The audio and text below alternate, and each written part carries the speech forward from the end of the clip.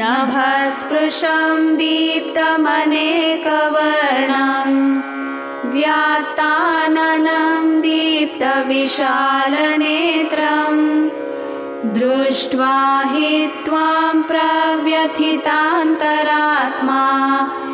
धृतिं न विन्दामि शमं च विष्णो.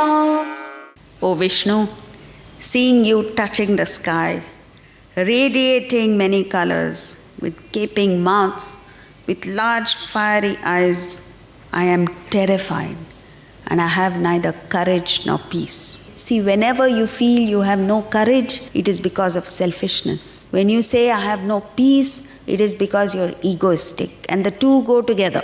Selfishness and egoism go together. The moment you turn unselfish, what a fantastic power you get. You know, in the Ishavasya Upanishad, Arjuna is seeing the Vishvarupa Darshan.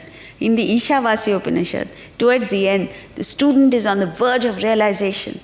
But he sees, it's beautifully dramatized. It says, Hiranmayena patrena satyasyapi hitam mukham. He sees, what does he see? He sees a golden disc covering the sun. Meaning, there is Atman, and that last thought is there that is preventing him from getting to the state of realization. So he says, I deserve to see this. Remove that golden disc that is covering the sun. With authority he speaks, not egoism. Where does this come from? Because he has put in his best. He has done everything that is humanly possible. That last thought is something that goes by itself.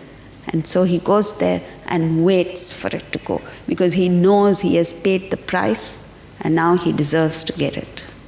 It's a beautiful concept. What makes these people fearless? What fears, unfounded fears, imaginary fears we are beset with? Look at the difference. And give yourself that little nudge to move towards there. But Arjuna really doesn't fall in this selfish, egoistic category. He's just temporarily got into a situation where he's looking at things from his personal standpoint. Swajana, he says, my own people.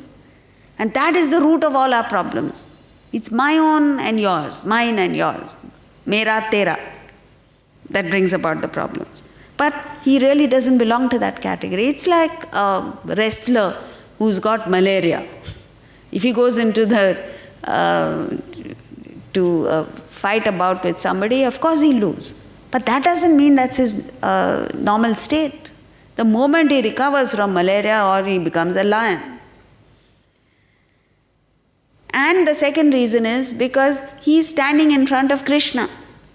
Krishna is a magnificent personality. So even a person who's an outstanding person like Arjuna still feels small in front of Krishna. So that's what it is. Verse 24.